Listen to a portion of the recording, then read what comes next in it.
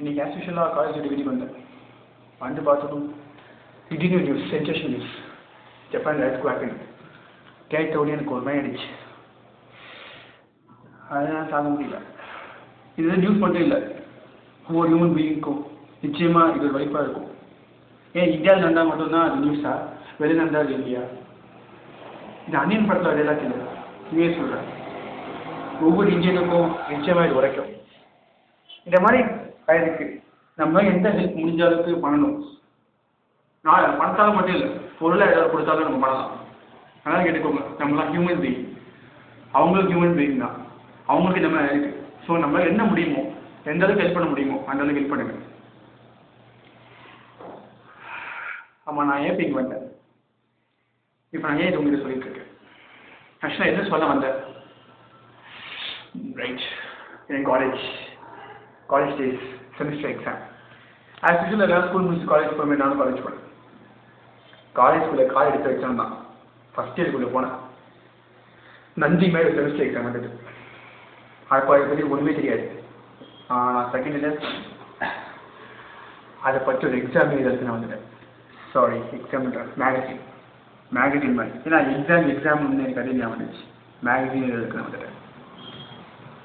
அப்புறம் கீழே போய் அங்கே போனோம், இங்கே போனாலும் இந்த ஹிஸ்ட்ரி, இந்த சிபிடி, M3, PLS இதெல்லாம் கேட்டாலே, பேரை கேட்டாலே சும்மா ஒட்டமெல்லாம் ஒதுருதுங்க. என்னால் ஒன்றுமே பண்ண முடியல. அதுவும் அந்த மேக்ஸ், M3 இதெல்லாம் எத்தனை அரியர், எங்கே போனாலும் மானம் போகுது. காலேஜில் ஃப்ரெண்ட்ஸுக்கிட்ட மானம் போனால் இல்லைங்க, வீட்டில் போனால் அப்பா அம்மா அரிய வச்சுருக்கேன் அசிங்கப்படுத்துறாங்க. சரி, காலேஜுக்கு வந்தால் அங்கேயும் அசிங்கப்படுத்துறாங்க, ஏன்டா அரிய வச்சுருக்கேன்ட்டு. அதோட வேலைக்கு போனால் you are not fit for the ஜாப்னு அசிங்கப்படுத்துறாங்க. இதனால நான் இப்போ உங்ககிட்ட இப்படி பேசிகிட்டு இருக்கேன், பேசலை, குழம்பிகிட்டு இருக்கேன். அதுவும் எங்களுடைய டீச்சர்ஸ் பிடிச்சாதானே சார் சப்ஜெக்டை பிடிக்க முடியும். அது அவங்க பிடிச்சிக்க மாட்டேங்கிறாங்க. எங்கே போனாலும் செமிஸ்டர் எக்ஸாம் நிறைய ரீச்சா வேலைக்காக எங்களை மாறி பார்க்குறாங்க. அதுவும் இந்த ஒரே 2 எக்ஸாமு அது ஆசிரியர் பண்ணவங்களுக்கு இருக்க குசும்பு இருக்கு, அவங்க நினச்சாலும் எங்களை மாறி பார்க்குறானுங்க. இதனாலே எங்களுக்கு முடியலங்க. அவங்க தனியாக நாங்கள் தனியாகிட்டோம். நினச்சி பார்க்கறது கஷ்டமாக இருக்குது. எவன் தான் இந்த எக்ஸாமை கண்டுபிடிச்சான்னு தெரியல. அவன் டேலண்ட் டெஸ்ட் பண்ண மாட்டேங்கிறான், அரியரை தான் வச்சு கரெக்ட் பண்ணுறாங்க. எதாவது ஒரு ஜாபில், எதாவது ஒரு வேலையில் டேலண்ட்டை டெஸ்ட் பண்ணி கொடுத்தாங்க பாருங்க, எல்லாம் அரியர். இதனால எங்கள் லைஃப் டைம் மாறி போச்சு. என் வீட்டில் படிக்க கீழே நடத்துகிறாங்க. அங்கே போனால் இங்கே போனாலும் கடைசியை சுற்றிங்க தான் வரணும்.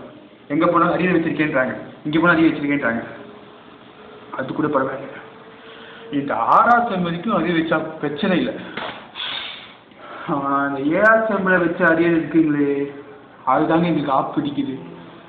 படிக்கவும் முடியாமல், எதையும் பண்ண முடியாமல், டிகிரியும் கிடைக்காம நாங்கள் அப்புறம் வளர்த்துருக்கே. எங்களை பற்றி யாரையும் புரிஞ்சிக்க மாட்டேங்கிறாங்க. எங்களை பற்றி புரிஞ்சிக்க மாட்டேங்கிறாங்க. பாவம் பசங்க அரியர் வச்சு எப்படி கஷ்டம் போடுவாங்க.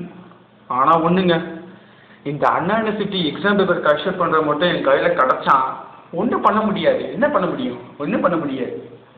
ஆனால் அவனுக்கு நிச்சயமாக சொல்கிறேன், அவன் நல்ல தாலே வராது. எங்களை மாதிரி பசங்களை இப்படி சாவடிக்கிறானுங்க. இந்த மாதிரி எத்தனை பசங்க குழம்பிட்டு இருக்கானுங்க. அவன் மனசில் குழம்புறானுங்க, நான் வீடியோ போட்டு உங்கள்கிட்ட குழம்பிட்டு இருக்கேன்.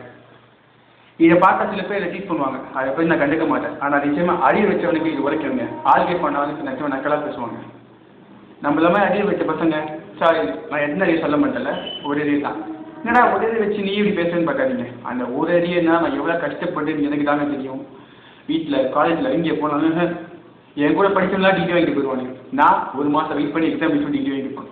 நான் சொல்கிறது கரெக்டுன்னு அரியர் வச்சு அவங்களுக்கு புரியும். அதுவும் இந்த ஒரு அரியர் வச்சுட்டு அலையிறாங்க பாரு, அவங்களுக்கு புரியும், நிச்சயமாக புரியுங்க. இதுக்கு மேலே என்ன பேச எனக்கு தெரியல.